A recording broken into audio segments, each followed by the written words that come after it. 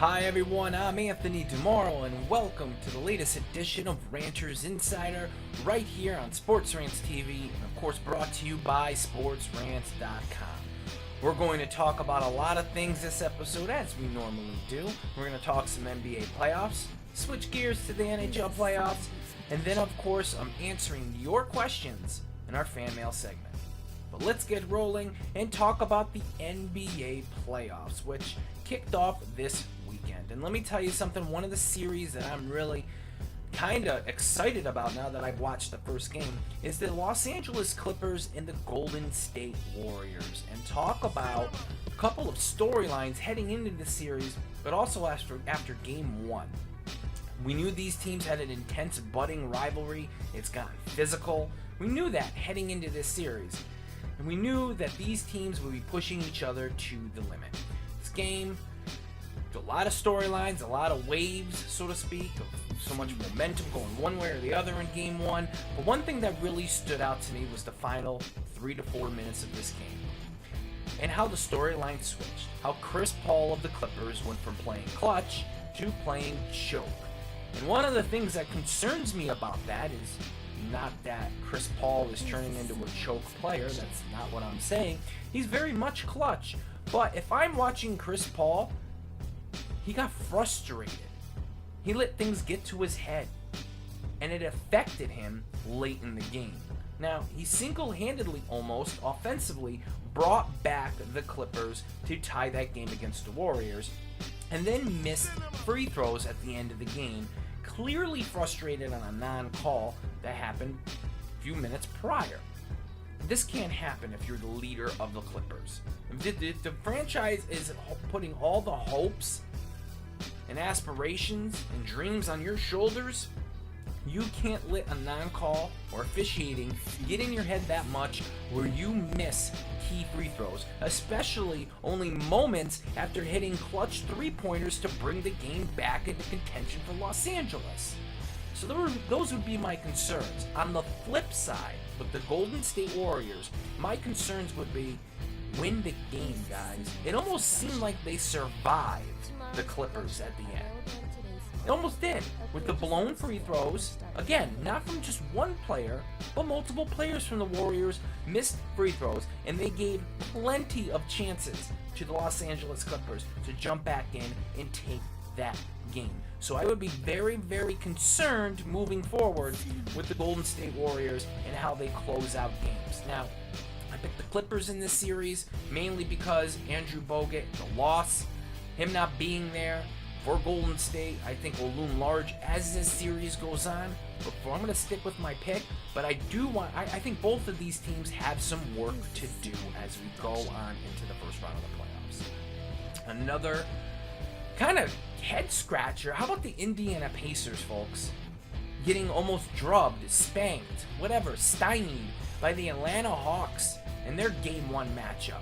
What is up with the Pacers? And I think we've been asking that question for close to a month now as they staggered down the stretch in the regular season. Didn't close the regular season out with any momentum, rested starters, which I guess you could flip a coin on if that's a good thing or a bad thing. There's pros and cons to each, but the Pacers just look out of whack.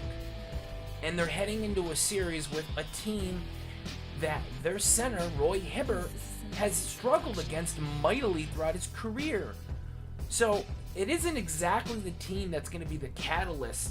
By beating them, it's going to be the catalyst for you getting back on track and start rolling.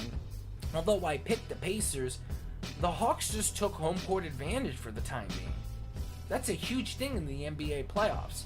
And the pressure is now squarely on the Pacers. A Pacers team that is struggling mightily as it is, feels enough pressure from the criticism about how they finished the regular season and now how they performed in game one. Game two is going to be critical for the Pacers, and they do not want to head back to Atlanta, a dangerous team that I tweeted shouldn't be slept on. They don't want to head back to Atlanta fighting for their playoff lives. So it's important, if Indiana is going to get back on track, you do it right now. Playoffs are on the line. Of course, the Oklahoma City one, And I gotta say, that isn't a surprise, but I feel like that matchup against Memphis will be a good one. Another good game, Brooklyn and Toronto. I enjoyed watching that one. I picked Brooklyn in that series. I thought experience would kind of prevail here, and it typically does in the NBA playoffs, but Toronto could surprise, folks. That was a very good, highly contested, close game. That'll be a series I think will surprise a lot of people. And of course, as more NBA action plays out, we're going to cover it here on Ranters Insider, each episode leading up and through the NBA Finals. All right, let's switch gears a little bit and go to the ice, the NHL playoffs. And I think the whole theme of the first round of the Stanley Cup playoffs is going to be this. Surprise! I think everything's going to be kind of a shocker in the first round. And let's take the Bruins and the Red Wings. Yes, the Bruins who won the President's Cup. I'm serious. The Bruins who won the President's Cup, I mean, we know how that's worked out. It's kind of like the NHL's version of the Madden Curse. If you land the cover of the Madden Curse, something bad's going to happen. A lot of people can say the same thing about the President's Cup. And look at the Bruins in the first round. I mean, the Red Wings just look... I think another thing we're going to find in the first round is we're going to see bad matchups. And that's what the Red Wings look like, is a bad matchup for the Bruins. I mean, the Bruins are used to kind of more of a methodical, physical style, slowing down the pace. The Red Wings are the opposite. They're kind of a high-octane team. Puck possession, they like these things, and they played into their factor. And it's getting the Bruins a little frustrated. Now, we've seen the $5,000 fine to Lucic for spearing. I mean, $5,000. NHL, where did you come up with that number? Did you look at the play and then decide, you know what? Let's take all the change stuffed in Lucic's couch between the cushions and call that the fine. Literally $5,000? What message are you sending? $5,000? Well, granted, I'll take $5,000 and I'll be like, shopping spree, let's go out and go to the game, let's go to the sports bar, let's do some things. But $5,000 for Lucic is pocket change. And you're not sending a message. It's like sending no fine at all. So, is that a sign of Boston getting a little frustrated, doing, classless kind of Bush League moves like that? I don't know, but Detroit could be one of the many surprises in the first round. Another surprise, how about the Colorado Avalanche? Yeah, those Colorado Avalanche, one of the youngest NHL teams. And let me tell you something, Nathan MacKinnon is having his coming out party in the first round of the NHL playoffs. This team can surprise. They're up 2-0 on the Minnesota Wild right now. And let me tell you something. Again, like I said, the theme of the first round of the Stanley Cup Finals or playoffs is surprise. Nathan MacKinnon is basically leading the Colorado Avalanche, a team that if they get into the second round of the Stanley Cup playoffs, well, they could be a real pain in the ass for many teams. They're young, they're very high energy, and let me tell you something. Nathan MacKinnon is having a heck of a playoff so far. If he can continue that, this team can be dangerous and be the proverbial surprise of the NHL playoffs. So, the Avalanche, big turnaround this season. Fans are excited in Colorado. You have plenty of reason because Nathan MacKinnon has this team rolling. All right, another matchup. How about the Blues and the Blackhawks? I mean, the Blues is taking it to the Blackhawks so far. Now, the Blackhawks seem to be getting major players back as they headed into the playoffs. Everything was all good for Chicago until the Blues just came and kind of punched them in the face. Now, I know these games have been closely contested, very intense, but let me tell you something. The Blues having a 2-0 lead over the Blackhawks, that's no bueno.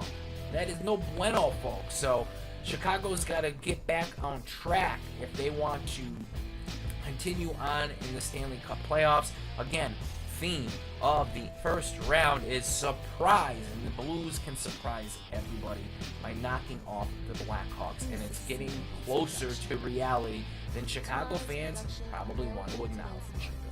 The Jackets and the Penguins, I can't do a show and talk about the NHL playoffs without talking about the Penguins. That series is tied. I'll tell you, that series is probably going to go the distance. Again, contrasting styles.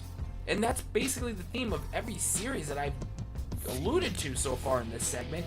Is very, very contrasting styles. And I think that's a storyline that is very interesting in the NHL playoffs. And that's what I love about how they align their brackets for the NHL playoffs. So the Jackets and the Penguins, we'll see how things turn out there. But that's another series that can go the full length in the first round. All right, let's switch gears. And right before I go to your fan mail, let's talk about Aldon Smith, the San Francisco 49ers, which is becoming more and more of a storyline as the weeks progress. Very troubled athlete. Now there's reports coming out the 49ers will not pick up his option in 2015, making him a free agent. I don't know what's going on with San Francisco. It seems drama just surrounds this team. And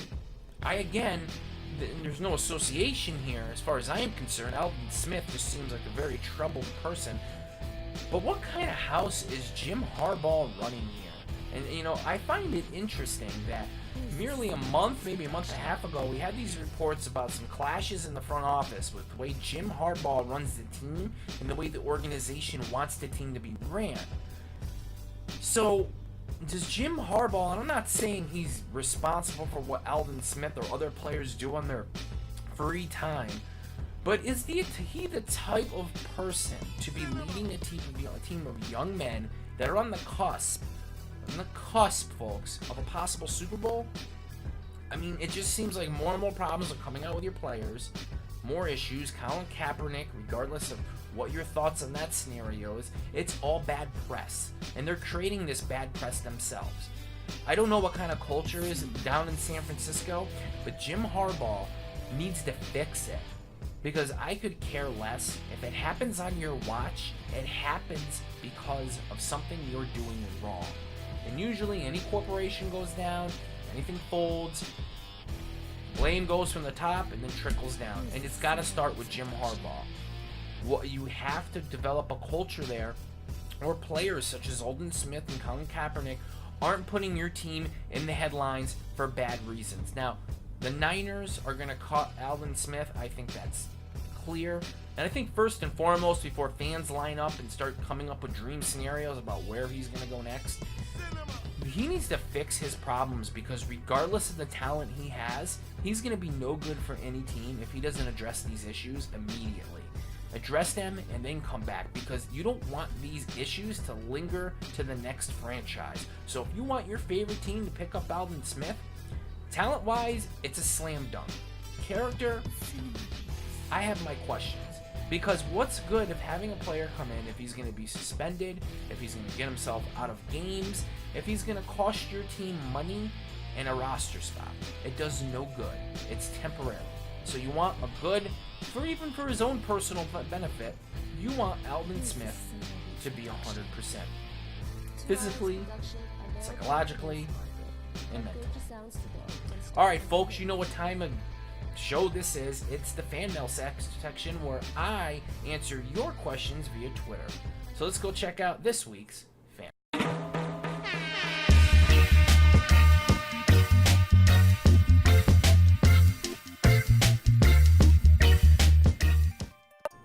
Alright, it's this week's fan mail edition. As you see right here, I have your questions via Twitter. And of course, if you want to participate every weekend, usually on Sunday, I will ask you to submit me your questions via Twitter. If I pick your question out of the many that are submitted and I answer it on air, I will do so, and you'll get an on-air shout out because you'll see your tweet right over here. You'll see it right over here. So what a great shout out. All right, let's get rolling. Jay Snyder 33, Jason asks me, if you had to pick one NFL player, non-quarterback, to build your team around, who would it be? That is a great question. Who would I build my team around? Calvin Johnson. Megatron. Great high character type of person. Never in any trouble. Yes, he's expensive, but he's the type of player that's going to make everything on my offense better. He's going to make any quarterback I throw in there, young or veteran, better. He's going to expedite the progression of a young quarterback, and he's going to make a veteran better. I think this is just a great fit offensively. And we're in an offensive league, so Calvin Johnson, not a lot of physical issues with him. He's not injured too much. He does everything the right way, works hard, and he just changes a defensive scheme for any team we go against. So I'll take Calvin Johnson. All right, at the Music Stash says, which coach is the best fit for the Knicks? I can sit here and toss out a bunch of names, but let me tell you one that's going to land the Knicks job. Steve Kerr. The Suns fan in me is laughing. Steve Kerr? I get it. Phil Jackson wants somebody in there he can kind of mold. Kind of a yes man. Steve Kerr is going to be that. He's going to implement the system that Phil Jackson wants. He knows the system up and down because he played with it for Phil Jackson and won a title. And Steve Kerr is the type of guy that has respect. I mean, he has the clout of being on TV. He's well versed. He has some front office experience, even though it was terrible in Phoenix. Head coaching, though, is a whole new venture. And I think, though, the kind of symmetry that will be created if Kerr is added because of his relationship with Jackson will be a good thing for the Knicks. I don't think Steve Kerr would be a success anywhere else in the league as a head coach unless it was New York. So this is his best chance to be successful. And this is the best chance for the Knicks, I think, to get a coach in there that they can mold to their liking, who already understands their system and that they're going to implement and has played in it. Thank you for the question. At Perry Marlene says, I'm sorry if I'm butchering these names, folks, but it happens. Is hockey getting more violent than it was in the past years? Well, no. I just think we glorify it more. I mean, all you see when ESPN does their minimal coverage of the NHL playoffs is the violence. And I think that those are the attention-grabbing moments, the headline grabbers, is the violence. So, has it been more so than in prior years?